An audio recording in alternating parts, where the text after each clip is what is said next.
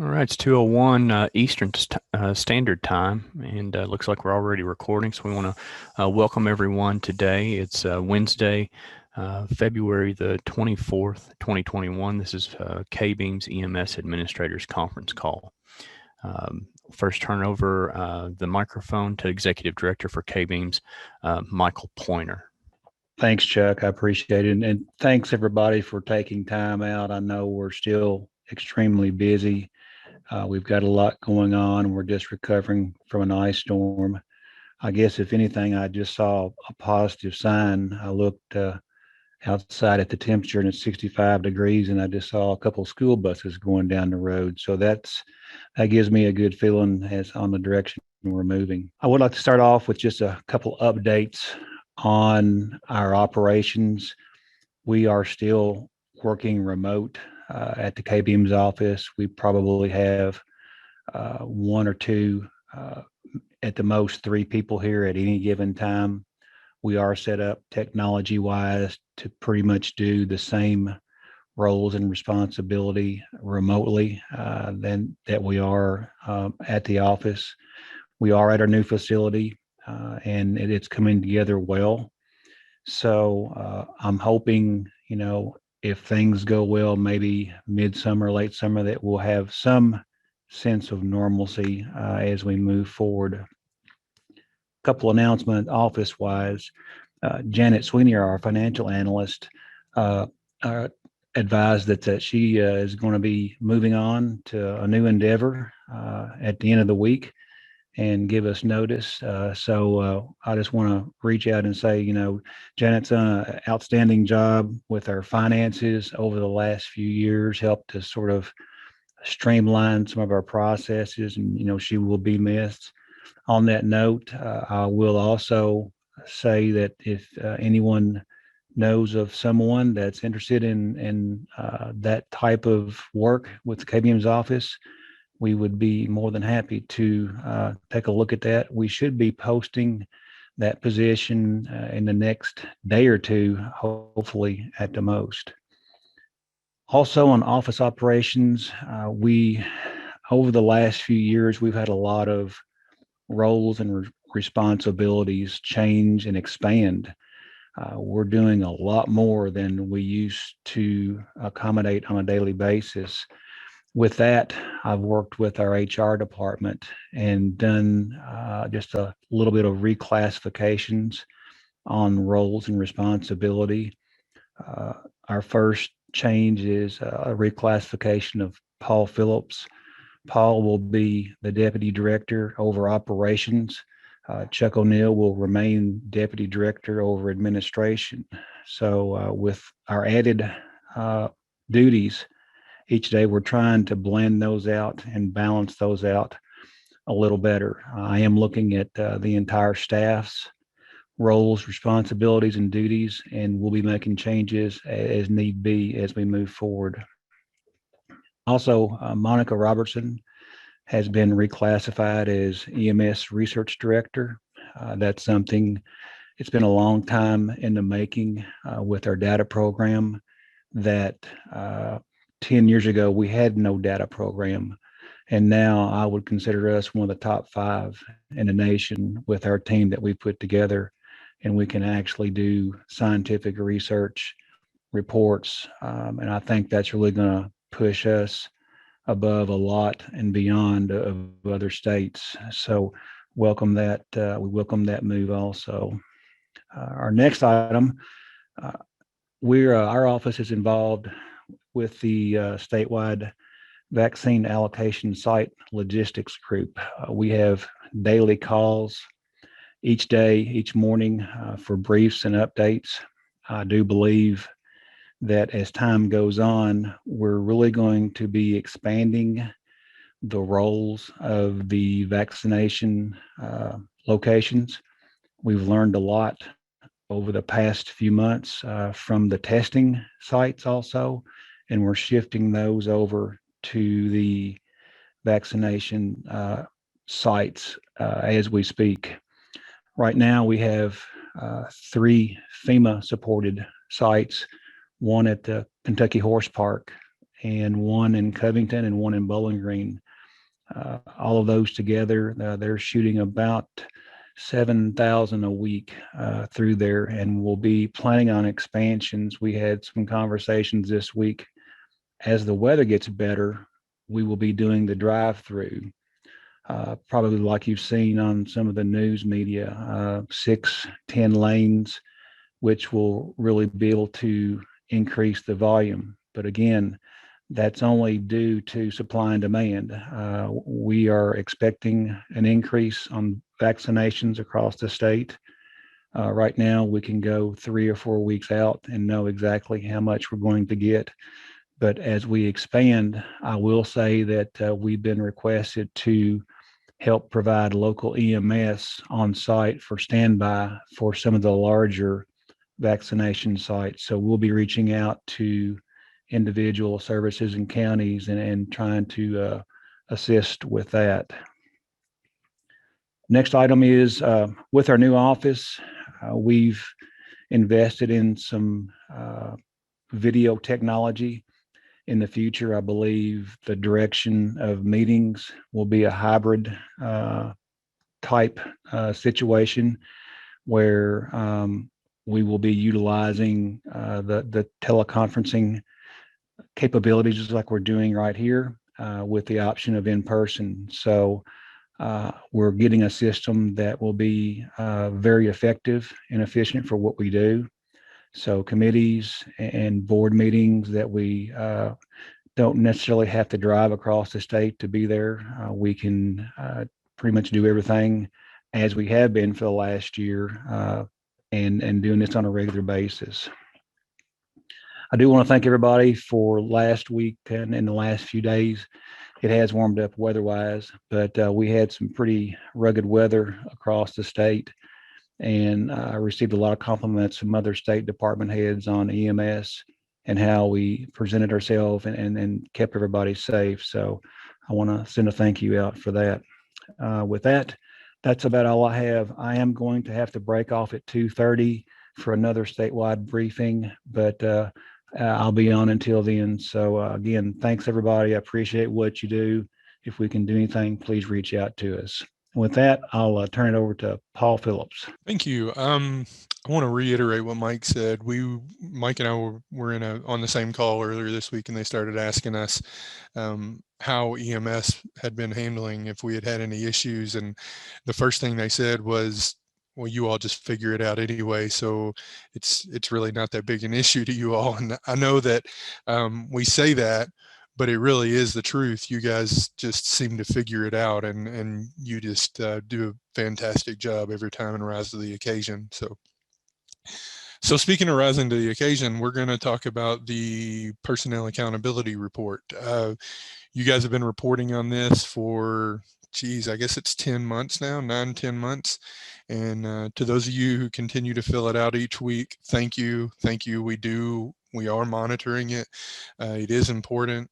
And I think the most important thing to report at this point is that just as the numbers in the state are trending downward, we have trended downward in the amount of EMS responders who have been off for any given week. At the end of the year, or maybe beginning of December, we were up to 200 people a week that were off at any given point in time. And we are down this week to 29. We have 14 EMTs, 1 AEMT, and 14 paramedics. So fantastic job, everybody. Fantastic job. Pass that on to your crews. They're doing a good job. Continue the PPE, continue to try and, I know it's hard within your stations, but try to social distance as much as you can. So, but you guys are doing a great job, and we appreciate it. I want to talk about with Mike's announcement that Janet was going to be leaving us. We know that there's been some holdups in how we have received and been able to process payments, and that's mostly due to the remote nature of how we're all working at this point in the office. But with that said, I can't say that it's going to get any better just because we're entering a time period where we're not even going to have the staff necessarily to handle that. So that's probably going to add a couple of other steps in it. However, myself and Drew Chandler, our data administrator, who handles all things KStars and does a great job at it, are talking about some fixes and some immediate things that we can do to give you all access to your renewal and agency applications. So those things are critical to you all. I know you want to get them in. We want them in before your inspection, and we're going to figure out a way. We have a plan. We just have to make sure that it works and doesn't break anything else inside of KStars. So be looking for some communication on that. As Mr. Pointer said, we are actively involved in the vaccination sites across the state. Now, these are just the ones that are run through, and you'll hear them called Kroger sites at this point. Now, I don't know what the partnership's going to be with the drive-throughs. It may be Kroger, it may be another entity, but when we talk about needing EMS coverage, it is only for these sites. It's not for your local health department that just wants you all to stand by. We can't say that that's not needed and that you shouldn't help them, but when we talk about reimbursement, we're talking about only the ones that are run by KYEM in concert as it stands now with Kroger. Just want to remind you, we are still operating under the COVID orders that we put in place last April. We're beginning the process of reevaluating those orders. We know that some of them have caused some problems. We actually even revamped one that required transport and made it to where it is just COVID-related transports. If you're having any issues with any of the emergency orders and being held to the fire by an agency that a hospital or some other agency, reach out to me. Let's talk about it. Maybe we can see if we can explore some remedy. It may be even something that we need to change inside the emergency orders, but we're willing to do that. We just need to make sure that it's for the good of the patients, because at the end of the day, we serve the citizens in the state, so we have to make sure that they're all taken care of. Specifically with the COVID orders, medical directors, let's talk about that. So right now, under the emergency orders, they are only required to have a KBML license. We did that to ease the transition if we needed for a medical director who needed to come in, or if something happened COVID related. We've actually had one during the holidays that passed away, and we needed to be able to onboard them quickly. We know that those extra certifications are sometimes an issue, so we reduce the requirements down to just a KBML license. However, when we return to normal operations, the other certifications, your PALS, ATLS, ACLS, PHTLS, all those alphabet classes, they will be required. So if you entered your medical director in under just a KBML during the emergency orders, it would probably be a good idea to go ahead and start looking for those classes so that they can be compliant. Now, you do have the opportunity to apply for a waiver for a year, but I think now, especially without the pressure of having to have it, would be a good time to try to get those certifications. So speaking of vaccines as well, we've had a lot of questions within the office, not within the office, I guess through email or whatever. Nobody's really in the office much, about EMTs administering vaccines. It is allowed. We have allowed it under the scope of care, or scope of practice regulation 202 KAR 7701. However, if an EMT is being asked to do or administer the vaccines, the agency that is coordinating that vaccine, if it's the local health department or whatever entity, needs to provide and document training for the EMTs, since the injections are really outside of their normal scope of practice. We have recently, NHTSA has recently released a just-in-time training resource for EMTs for vaccination programs. I'm going to share that here in the chat in just a second. It's a good resource. You can, if you have a health department that's asked you and they're like, we don't know what to where to start with the training, this is a great starting point. So I'm going to share that in the chat. That is all I've got, and I'm going to hand it off to our Director of Education, Bob Andrew. Thanks, Paul. Oh, there you go. Let's see, I got to get back to that screen. All right. So just to review on some things we did last time that's still in effect, the NREMT has extended their provisional certification till June 30th of 2021. That means that folks that pass the cognitive exam will receive a provisional certification from registry. They in turn can take that and apply for initial certification or license with us, and we will accept that as a regular NREMT certification during our emergency orders. The provisional certifications with registry will remain valid through December 31st of 2021, or until, you know, they pass their psychomotor exam. So it's important to get that done with them so that you don't interrupt your national certification. They advised us that they have a support contact now for questions, and similar to, you know, we ask folks to go through the support portal for faster service, and that's what they're saying. So if you go to support@nremt.org, it'll take you to the page where you can enter your question. So that's support@nremt.org. They had some revisions to their ALS psychomotor exams, and that would be AEMT paramedic level. That'll be effective on March the 17th of 2021. If you're interested, you can go to nremt.org, go to the ALS psychomotor exam, and look at the changes that they're implementing and how that would impact folks who have already tested as well. EMSTI renewal for 2021 is underway. Any TEI due to renew this year must do so by March the 31st. There's still several that need to renew. We'll be sending reminders out the first part of March on this. So if you still need to renew, get in there, fill that application out, make your payment, and make sure your policies are up to date by March the 31st, because I'll be conducting a random audit on the percentages of renewing TEIs to verify compliance. We're also going to be conducting an audit on all of the TEIs later this year for compliance with policies and procedures. So pass that along, get in there and look at your policies, procedures, and documents and get those updated and in the policy section of the training center. If you have any questions about that and you're a TEI administrator, feel free to contact me. We have some new CE courses that are online through train.org. A lot of you may be familiar with train.org. It's been used in the past by us for courses.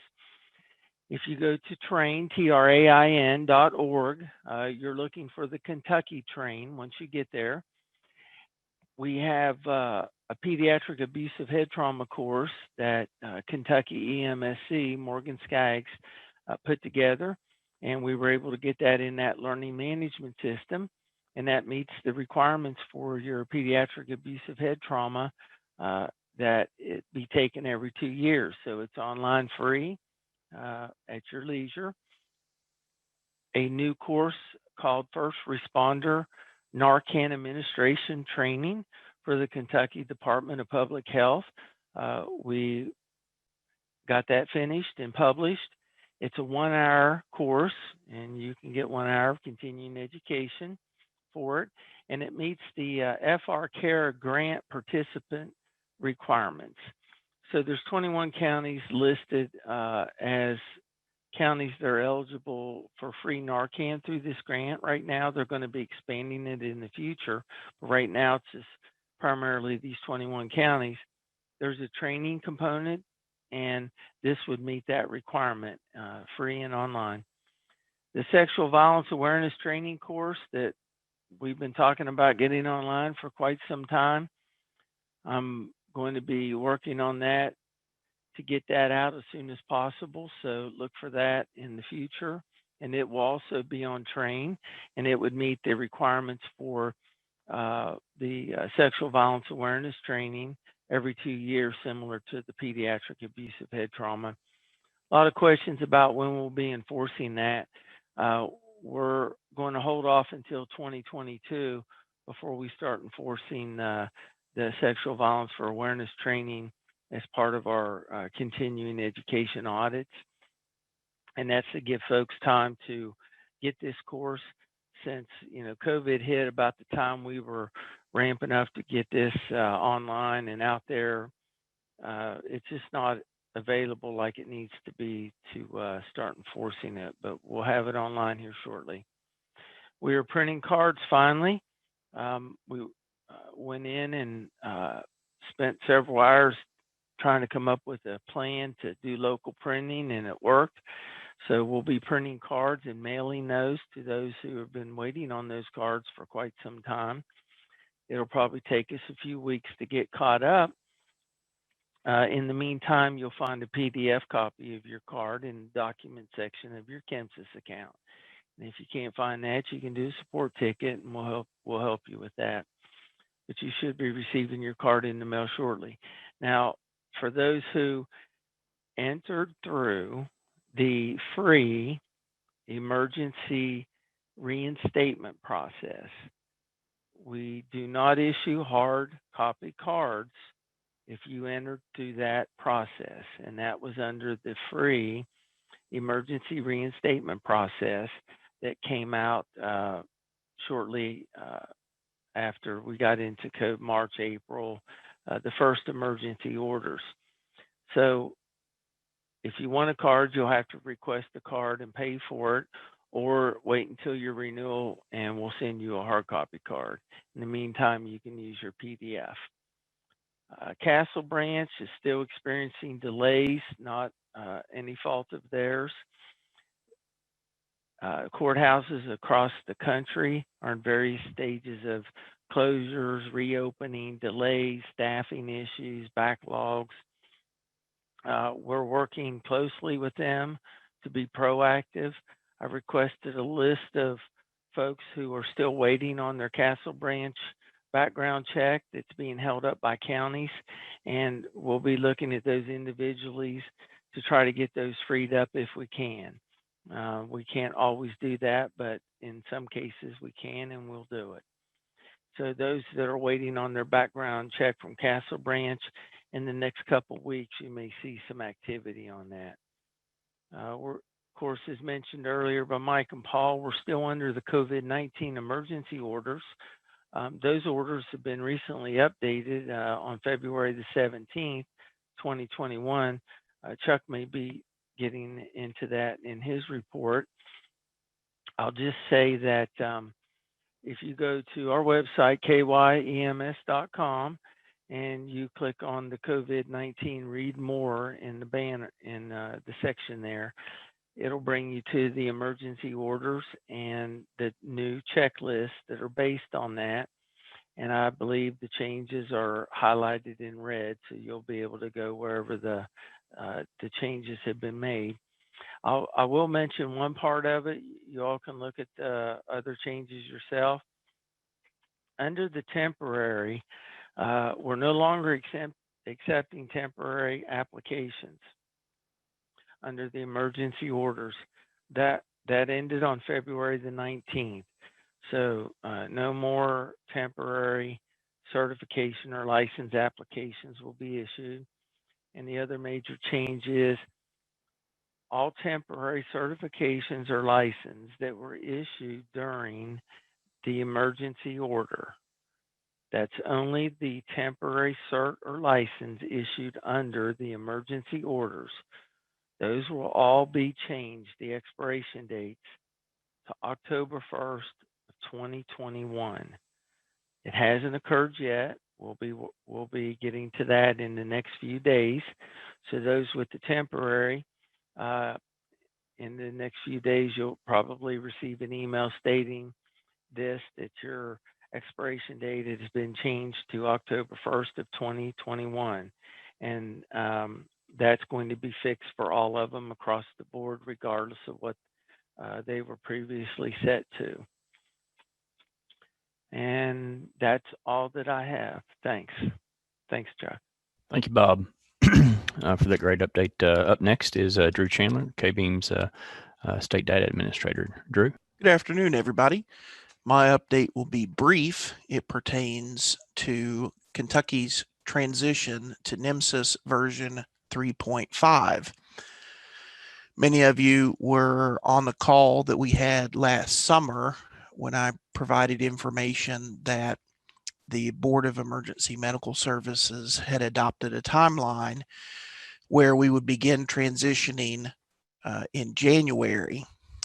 As with many things delayed by the pandemic, the release cycle for the latest version of the NMSIS software has also been pushed back to include our own statewide image trend software that carries the acronym KStars, Kentucky State Ambulance Reporting System. We had previously set to begin our statewide transition in January last month and have all agencies transitioned by January of 2022. The data committee met in January and recommended to the board to adopt a revised timeline, which did occur on February the 11th, where we will begin our statewide transition in July of 2021 and have all agencies transitioned a year later at the end of June 2022. There is another deadline related that was also pushed back, but not a full 6 months due to some Kentucky reporting requirements for the national repository. So that went from July of 22 to August of 22. To summarize, the Kentucky transition to NMSIS version 3.5 will begin this summer, and the completion of our transition, or the target dates that pertain to all services statewide, will be the end of June 2022. The dates that I've just mentioned are available on the KBeam's website. I am pasting a link to the KStars section in the chat. There's a memo that accompanies this that explains the timeline, as well as a timeline graphic that you can print and put on the corkboard in your office, just so it's visible to everyone. And you can expect additional messaging from our office as we begin transitioning the state database, and gentle nudges to have you begin working with your software partners at the agency level. As always, if I can be of any assistance related to your data collection program at the agency level, or any assistance with any KBeam system, please reach out to me either directly or via the support portal. Thank you for your time. I hope everybody is doing well, and I'll turn it back over to Chuck. Thanks so much, Drew. We appreciate that update.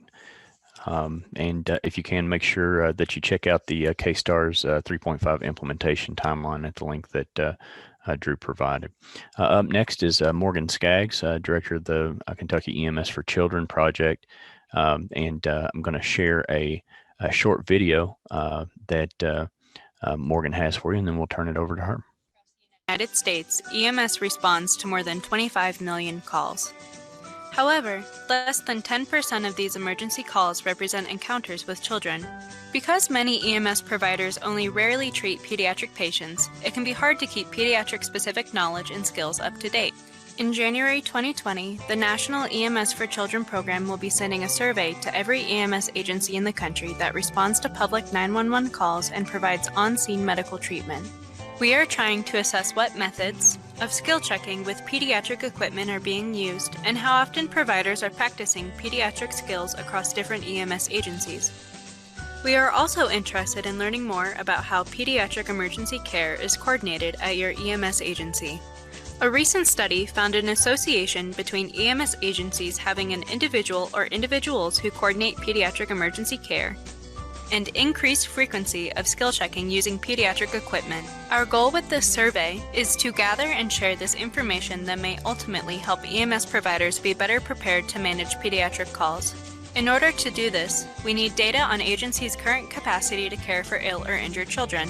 Your agency will receive an email asking you to go to emscsurveys.org to complete the survey. And don't worry, the survey should only take about 5 to 10 minutes to complete, and your answers will be confidential. Thank you for helping protect the nation's most valuable resource, children. Thanks, Chuck, for playing that. I really appreciate it. It is hard for me to emphasize how important this survey is to our program at the state level as well as at the national level. I emailed a set of invitations, reminder invitations yesterday to the services who have not yet completed it. We only have a 28% completion rate right now. And it's really important that we get every agency to do this survey to continue our program support. This is data that we report back to Congress that helps paint a picture of pediatric care here in the country, and it provides a lot of the data we need to support continued funding of our program. So we've got a few more weeks to get this done, and so the survey does close on March 20th. So I'm asking you, please, if you are not sure or if you haven't received the invitation email, to reach out to me, and I will make sure you have the information you need. You can also go directly to the link that Paul's added to the chat that was included in the video, emscsurveys.org. And you can download a PDF version of the survey first so you can gather your information, and it can be entered directly through that portal. So I really appreciate your time and attention to that. I know another survey doesn't seem like the height of importance, but it does affect the longevity of our program and our ability to continue helping agencies across the state with improving pediatric care. In addition to that, our voluntary EMS pediatric recognition program window is open until March 15th. We do track the agencies that participate in that program, and it is part of our kind of public recognition.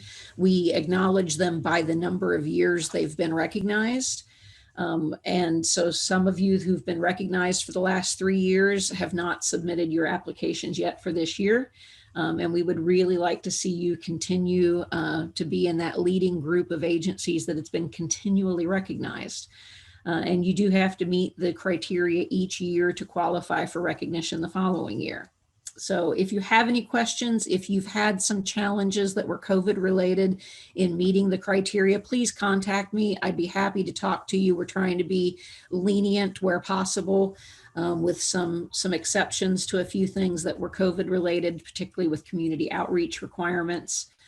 So if you feel like that's what's holding you up, just let me know and we'll see what we can work through on that. And then we do have the KPEC meeting. Invitations to that went out to the pediatric emergency care coordinators. If you're an agency director and you have interest in attending that meeting and don't have the information, I'd be happy to send it to you. It's going to be a virtual meeting on March 3rd. And it includes information for hospital EDs as well as EMS agencies on improving pediatric care. That's all I have for you today. And again, I'm here if you need to have further consultation on any of these things we've discussed. Thanks so much, Morgan. We appreciate the update on the EMSC program, and apologize for my technical lack of expertise on getting the audio going on that video. But I just want to provide a few updates as well. As we review the block grant funding applications for fiscal year 21-22 that closed at the end of January, many of your applications are being returned with additional information requested. The G4 or accountability of funds application for FY 19-20 must match the items previously approved on the G2, which is your request form for FY 19-20. So your G4 for FY 19-20 must match the items that were previously approved on your G2 form for FY 19-20. Please remember that your G4 accountability of funds application is for the fiscal year 2 years prior. For the current cycle of fiscal year 21-22 that we're currently reviewing, the accountability of funds, or G4, are for fiscal year 2019-2020. Proof of payment must be uploaded with the application. We're getting a lot of invoices and quotes and things like that. That's not proof of payment from a financial standpoint for our accountability to the cabinets and the state. So a proof of payment must be uploaded with the application, with your G4 application or accountability of funds. This cannot be a quote or an invoice. It must be a canceled check, a credit card statement, bank statement, or some other verifiable proof of payment to the vendor. For funds that were allocated. Any grant money, another thing is any grant money that is allocated to your agency must be spent with proof of purchase available in the fiscal year of the grant award. For example, the fiscal year 21-22 year runs from July 1st, 2021 to June 30th, 2022. Any grant funds that are distributed to your county or agency must be spent with proof of purchase that occurs between July 1st, 2021 and June 30th, 2022. So we've sent out some approvals, we've sent out a few denials, we've sent out several information requested, and agencies have 5 days to respond to those requests for additional information so we can grant those applications and get those funds coming to you in August. So it is a little bit funny that the fiscal year is July 1st, 2021 through June 30th, 2022, but you don't get the funds actually distributed until August. So there's a month lapse there. All I can tell you is you got 11 months to spend the money. So make sure that your quotes are good. And as soon as July 1st hits, or as soon as those funds are distributed in August, make sure that you get those spent. A few things on legal and regulatory updates. The following regulations are currently in process. 202 KAR 7020 fees is currently being developed by KBEAM's legal counsel. The content was approved at the last meeting of the KBEAM's board of directors. When the draft is complete, this regulation will go to the executive committee, then to the full board prior to filing and open comment periods. Also 202 KAR 7540, data collection, management, and compliance is currently in draft form and will be reviewed at the next meeting of the executive committee, then move to the board, and then to filing with the Legislative Research Commission.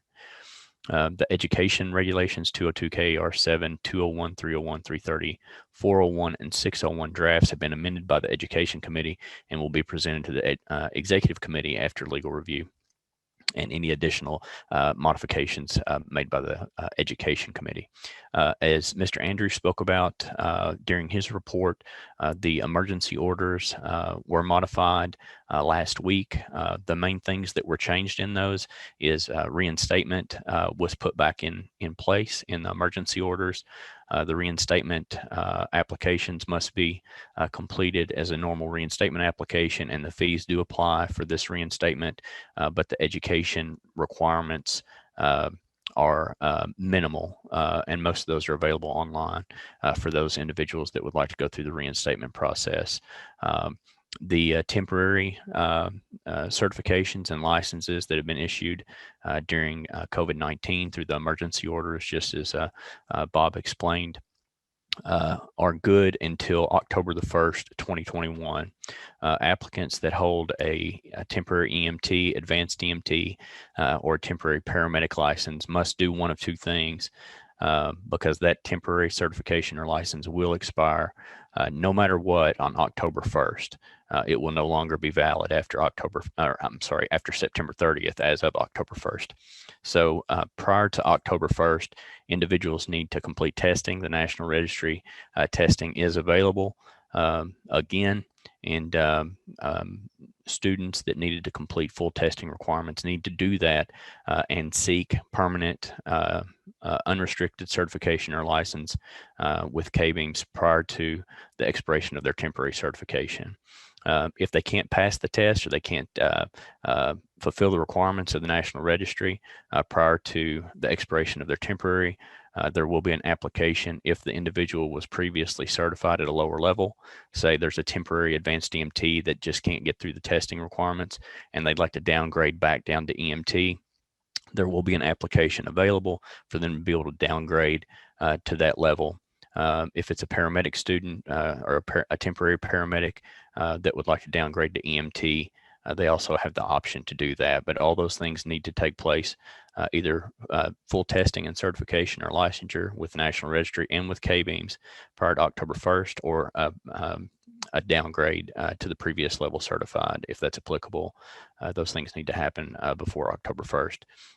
And if those certifications are, if an individual chooses to downgrade a certification to an EMT or down to an advanced EMT, if it's applicable, all those certifications will expire on December the 31st of 2021. So that's all I have for today. I appreciate you all being on, and I think we do have some questions.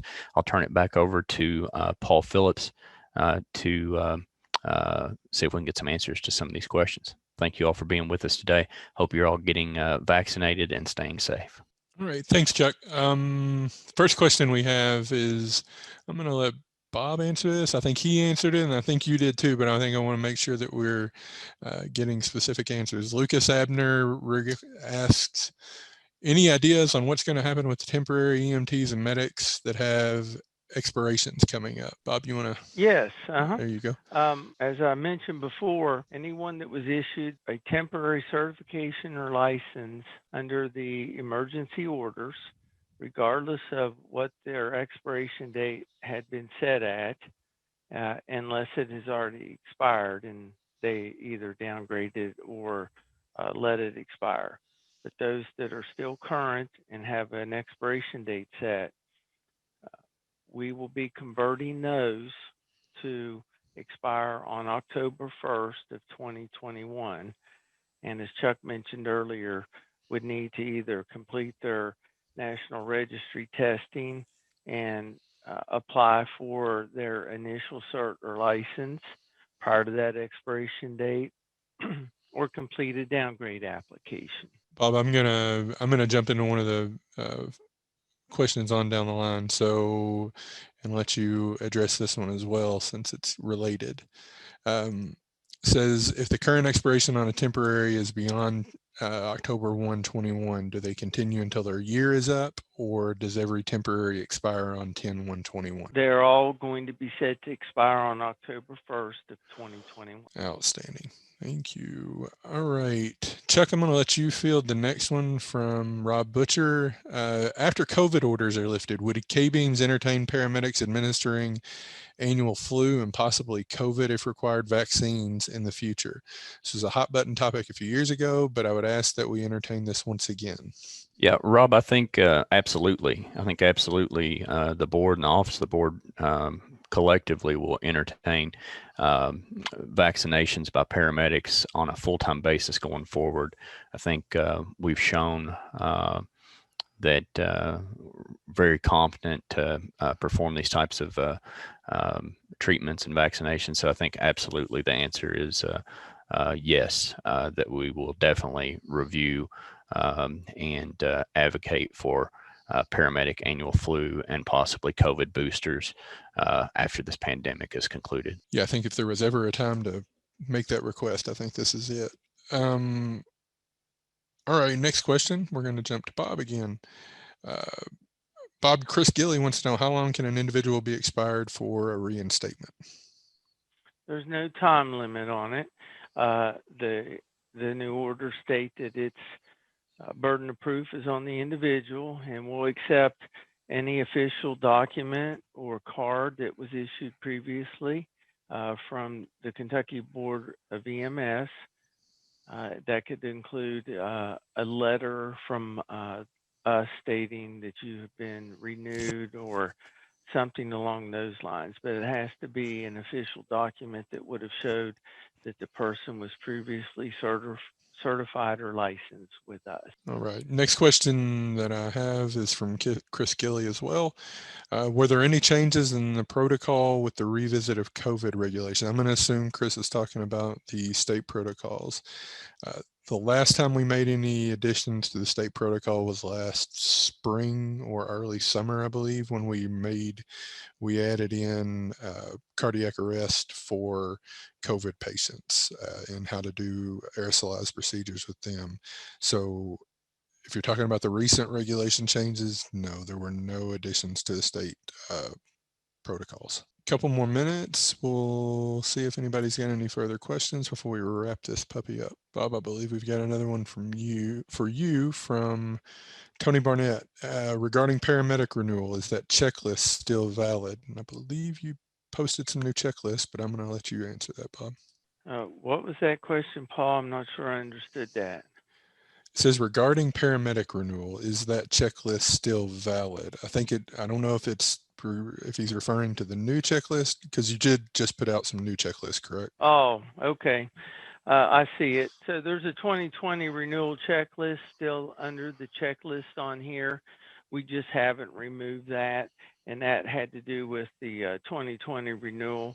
When we open up the 2021 renewals about mid-year, we'll post a new checklist.